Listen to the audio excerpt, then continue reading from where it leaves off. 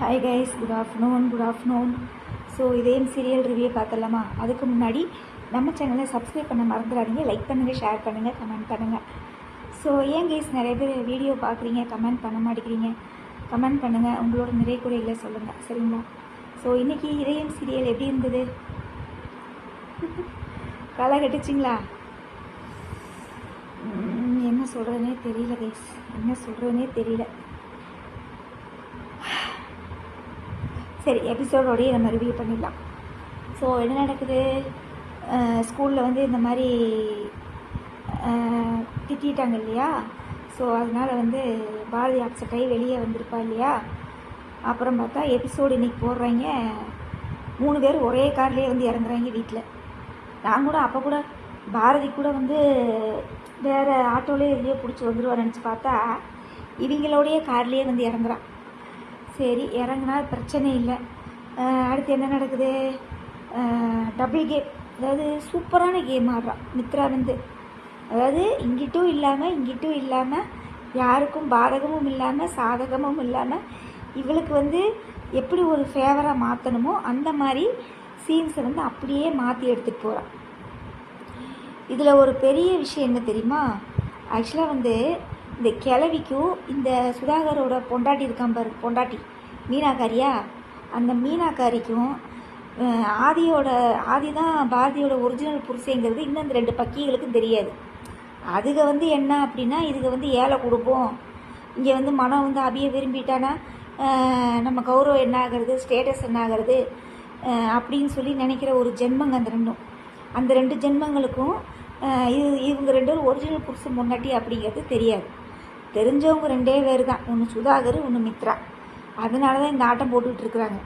ஒருவேளை மீனாவுக்கும் பாட்டிக்கும் தெரிஞ்சால் கூட இவங்க மாறுறதுக்கெல்லாம் சான்ஸே இல்லை கைஸ். இவங்க அப்படி ஒன்றும் நல்லவங்கலாம் கிடையாது, புரியுதுங்களா?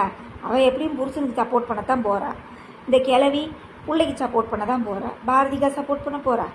அதனால் அதை விட்டுறலாம், ஒரு கேஸில் விட்டுறலாம். ஸோ அந்த சீன் பார்த்தீங்கன்னா ரொம்ப டபுள் கேமாக இருந்தது. அதுக்கப்புறம் சுதாகர் நடிப்பு, ஐயோ, உங்கள் வீட்டு நடிப்பு எங்கள் வீட்டு நடிப்பு இல்லை, அத்தான நடிப்புடா சாமி. அங்கே ஸ்கூலில் வச்சு அவமானப்படுத்துனது இல்லாமல் இங்கே வீட்டில் வேறு வந்து பாரதி அவமானப்படுத்துகிறாப்புல.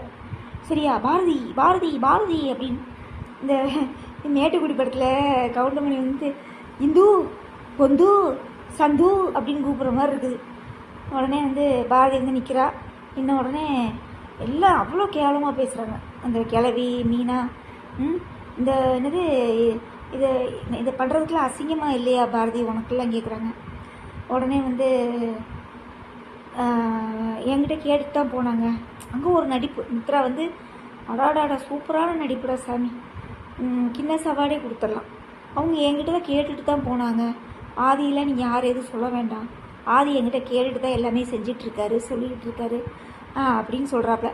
சொன்ன உடனே 2 பேரும் அப்செட் ஆகிடுறாங்க. ஸோ உடனே பாரதி வந்துட்டு மன்னிச்சிருங்க அப்படின்னு சொல்லிட்டு அந்த இடத்த விட்டு போயிடுறா. போனோடனே எல்லாம் போன பிறகு அண்ணன் தங்கச்சி இப்படி தம்ஸ்அப் பண்ணிக்கிறாங்க. என்னமோ ஒலிம்பிக் போட்டியில் வந்து கப்பு ஜெயித்த மாதிரியும் 2 பேரும் இப்படி வந்து தம்ஸ்அப் பண்ணிக்கிறாங்க. இங்கே ஒரு குடும்பத்தையே உள்ளே கூட்டிகிட்டு வந்து கும்மி அடிச்சுக்கிட்டு நார் அடிச்சுக்கிட்டு கஷ்டப்படுத்திக்கிட்டு உயிரை வாங்கிட்டு இருக்கிறீங்க. இதில் வேறு தம்ஸ்அப் வேறு. அதுக்கப்புறம் என்ன நடக்குது? நம்ம ஆதிக்கு வந்து ரொம்ப மனசு வருத்தமாமா. உங்கள் வீட்டு வருத்தம் எங்கள் வீட்டு வருத்தம் இல்லை, அத்தான வருத்தம். ரொம்ப என்ன சொல்கிறது, ஒரு பக்கெட் நிறையா இருக்க மாட்டிருக்கு வருத்தம், அந்த மாதிரி வருத்தப்படுறாரு. உடனே மித்ராவை கூப்பிடல, இவன் யோசிச்சுட்டு இருக்கிறத பார்த்து மித்ராவே உள்ளே வர்றா. வந்தோடனே இன்னும் நீ அந்த ஸ்கூலில் நடந்ததே நினச்சிக்கிட்டு இருக்கியா அப்படின்னு கேட்குறா. கேட்ட உடனே நான் ஒரு முடிவு பண்ணிட்டேன், நான் வந்து பாரதியோட புருஷனை தேட போகிறேன். அதாவது இவனே தேட போகிறான். தேடு ராசா, தேடு, நல்லா தேடு, சரியா? அதுக்கப்புறம் என்ன நடக்குது? தேடுன்னு சொல்லிட்டாலா. அவன் அங்கே தேடுறேன்னு சொன்னங்காட்டி அவன் பையன் என்ன பண்ணுறான் தெரியுமா? அந்த தியா பாப்பாட்ட போய் இந்த மாதிரி காணாமல் போனவங்களெல்லாம் எப்படி தேடுறது? அப்போ அந்த பொண்ணு சொல்லுது, இந்த மாதிரி போலீஸ் கண்டுபிடிச்சி கொடுப்பாங்க, நீ இந்த நம்பரை டயல் பண்ணு, போலீஸ் வந்து கண்டுபிடிச்சி கொடுப்பாங்கன்னு சொன்னோன்னே இவன் என்ன செய்கிறான்? அந்த சின்ன பையன் போய் போலீஸை கூப்பிட்டு பேசிடுறாப்புல. அந்த போலீஸாக யார் வர்றான் தெரியுமா? அண்ணா சீரியலில் நடிச்சிருக்கான் பாருங்க, அவன் தான் போலீஸாக வர்றான். சரியா? நான் கூட என்னடா திரும்பி நிற்கிறா, வேறு யாரோ ஹீரோ இது வந்து இறக்கிட்டாங்களா அப்படின்னு பார்த்தேன். அப்புறம் பார்த்தா அந்த அண்ணா சீரியலில் நடித்தவனே தான், இசக்கியோட புருஷன். சரியா? உடனே வந்துட்டு இந்த மாதிரி அப்பா வேணும் அப்படின்னு அது ரொம்ப சென்டிமெண்ட்டாக போச்சு. அந்த குழந்த பேசுகிற விஷயம்லாம் எனக்கே கண்ணு கலங்கிடுச்சு. நான் சாப்பிட்டுட்டு இருந்தேன், என்னால் அதை என்ன சொல்கிறது, ஒரு மாதிரியாக இருந்தது, கண்ணே கலங்கிருச்சு எனக்கு. அதுக்கப்புறம் என்ன நடக்குது, இங்கே ஆதி வந்து என்ன செய்கிறாப்புல, மறுபடியும் மித்ரா கிட்ட கூப்பிட்டு இந்த மாதிரி நான் ஒரு முடிவு பண்ணிட்டேன், நான் வந்து பாரதியோட புருஷனை வந்து நான் கண்டுபிடிக்க போகிறேன் அப்படின்னு சொல்கிறாப்புல. சொன்ன உடனே மித்ராவுக்கு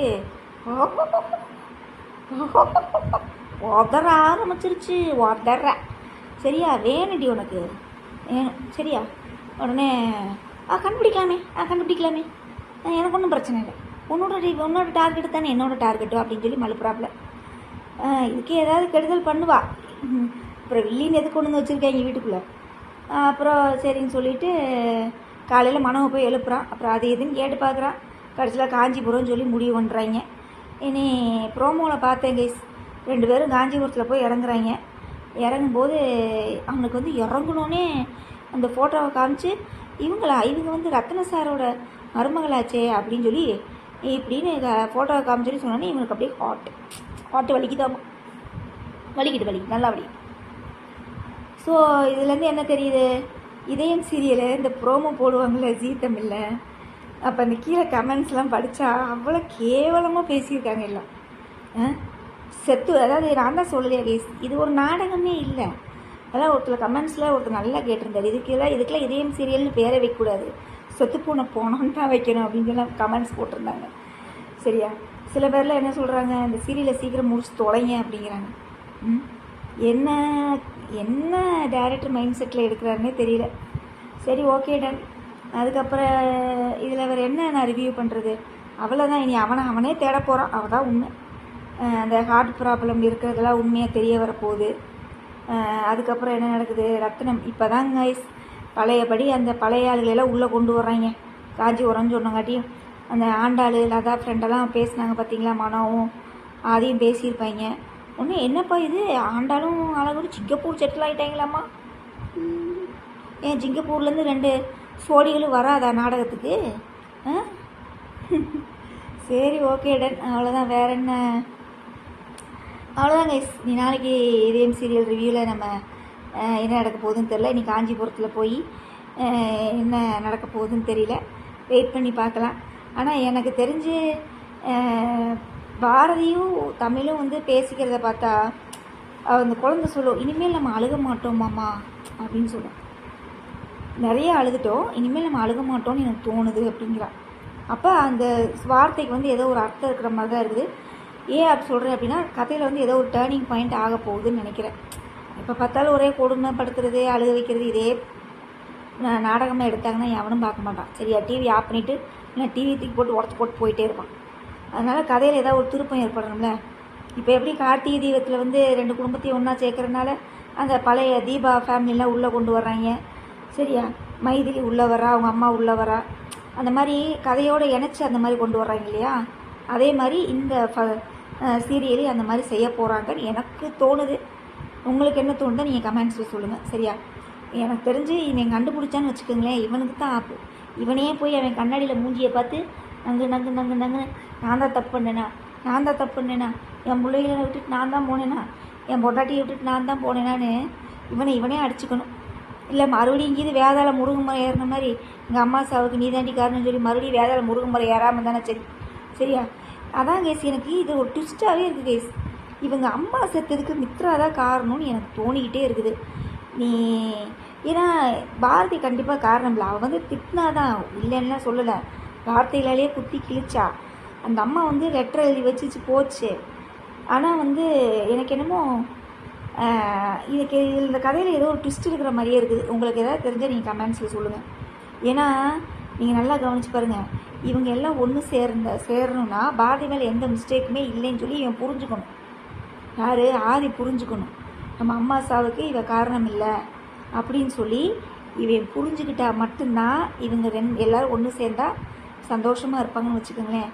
மறுபடியும் இந்த உண்மை இது, அதாவது அடுத்த அமாசாவுக்கு இவ தான் காரணம்னு சொல்லி நம்பிக்கிட்டு இருந்தான்னு வச்சுக்கோங்க, இன்னும் பிரச்சனை வெடிக்கத்தான் செய்யும். அதான் உண்மை. ஓகே, இதேம் சீரியல் அவ்வளோதான். நாளைக்கு ரிவ்யூவில் பார்க்கலாம், ஓகேவா? அப்புறம் வேறு என்ன, நான் தான் சொல்லலையா கைஸ், கோயிலில் தான் இவங்க எல்லா பிரச்சனையும் பண்ணுவாங்கன்னு வீரா சீரியல் ஆரம்பிச்சிட்டாங்க. சரியா? வீரா சீரியல் என்ன நடக்குது, அந்த சாமி முன்னாடியே வந்து ஒரு குடும்பத்தை எவ்வளோ கேவலமாக பேசணுமோ அவ்வளோ கேவலமாக பேசுகிறாங்க. சரியா? அந்த காசு வந்து அவ்வளோ பேச வைக்கிது. அதுக்கப்புறம் என்ன நடக்குது, சாப்பாடை பிடிச்சி தள்ளி விட்றாங்க. அதுக்கப்புறம் என்ன நடக்குது, வள்ளியை இது பண்ணுறதுக்கு ஆள் அனுப்புகிறா விஜி. இதெல்லாம் சரிங்க. சரியா? நான் கேட்குறது ஒன்று தான். சாமி வந்து காப்பாற்றுது. மூணு தங்கச்சிகள், அக்கா தங்கச்சிகளும் வந்து வள்ளிக்காக வந்து நின்று போராடுறாங்க. எல்லாம் ஓகே தான். சரியா? எல்லாம் ஓகே தான். ப்ரோமோலாம் பார்க்கும்போது அப்படியே அதிரடியாக தான் இருக்குது. சரியா? ஒன்றும் பிரச்சனை இல்லை.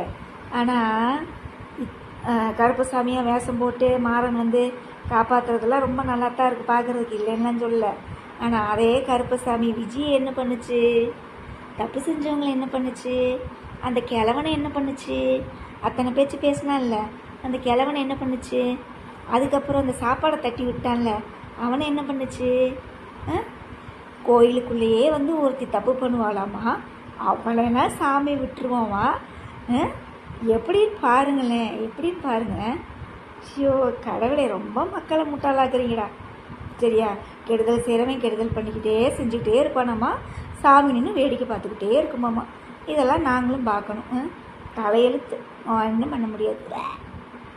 ஓகே, அடுத்து என்ன நடக்குது, கார்த்திகை தீபம்.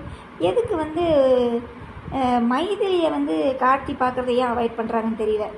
ஏதோ ஒரு ட்விஸ்டாகவே போயிட்டுருக்கு கார்த்திகை தீபம். ஓகே, அதுக்கப்புறம் என்ன நடக்குது பார்க்கலாம். கார்த்திகை தீபம் கொஞ்சம் சுவாரஸ்யமாக தான் போயிட்டுருக்கு.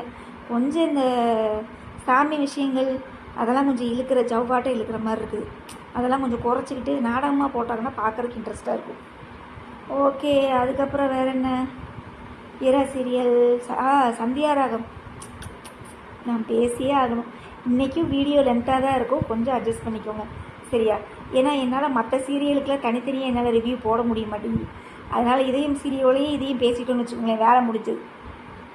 சந்தியாராகம் தனா வந்து சொன்னால் மட்டுமே தான் இந்த விஷயம் வந்து கரெக்டாக இருக்கும்.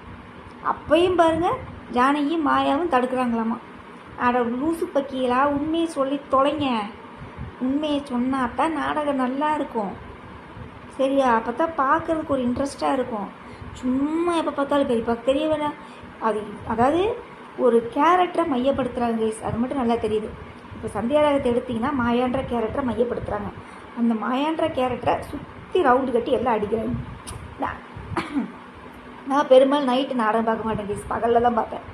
ஸோ பகலில் 11:30 போடுறா இல்லையா, அப்போ பார்க்கும்போது தான் தோணுச்சு, பத்துமா அப்புறம் இந்த இன்னொருத்தி இருக்கா பாருங்க, அவள் எல்லாருமே ரவுண்டு கட்டி அவள் மாயாவை பேசினாங்க. நம்மளுக்கெல்லாம் ஒன்றும் அந்த மாதிரிலாம் அழுகெல்லாம் வரவே இல்லை. அதான் போயிடுச்சு, அதெல்லாம் மெட்டி ஒலியோடையே போயிடுச்சு. அந்த சென்டிமெண்ட்டாக அழுகிறது, ஒரு கதைனா நம்மளை உள்வாங்கி அழுக வைக்கிறது, அதெல்லாம் நான்லாம் ஃபீல் பண்ணவே இல்லை. நீங்கள் என்னமோ திட்டிட்டு போங்கடா அப்படின்னு. ஏன்னா அவன் மாயா பண்ணுறது தப்பு தான், தெரிஞ்சால் என்ன செய்ய போகிறான். ஏற்கனவே பிள்ளைய கடத்தினதுக்கே வந்து அவன் ரவுண்டு கட்டி அடித்தான். இதுக்கு என்ன செய்வானோ செஞ்சுட்டு போகிறான். உங்களுக்கு என்ன வந்துச்சு, குடும்பத்தை காப்பாற்றுறேன், குடும்பத்தை காப்பாற்றுறேன், குடும்பத்தை காப்பாற்றுறேன், குடும்பத்தை காப்பாற்றுறேன், எத்தனையுமா நீ காப்பாற்றுவ? அதான் பஞ்சாயத்தில் மாயாவோட மாமனார் கேட்பான், ஏன் மாயா நீ எங்ககிட்ட இந்த விஷயத்தை சொல்லலை, தனாவை கடத்தினது அப்படின்னா, நீங்களாம் கேட்டால் தெரிஞ்சால் பயந்துடுவீங்க. ஆமாம், இந்த அம்மா பெரிய வீரி சூரி, இந்த அம்மா பயப்படாது, எல்லாத்தையும் போய் தனியாக நின்று சமாளிக்கும். வீட்டில் இருக்க பெரியவங்க கூட சொல்ல மாட்டாங்க. கேவலம் பிடிச்ச நேரம்.